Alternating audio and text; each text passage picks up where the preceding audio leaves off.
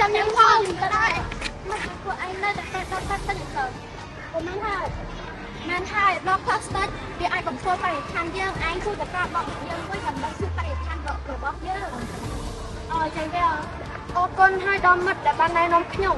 មែនហើយចាប់ពីពេលនេះដល់ទៅយើងគួរតែបញ្ឈប់ការប្រើប្រាស់ដល់ផ្លាស្ទិកទៅទៀតយើងរួមគ្នាបញ្ឈប់ការប្រើប្រាស់ដបផ្លាស្ទិកឲ្យបានជាដាច់ខាតយេ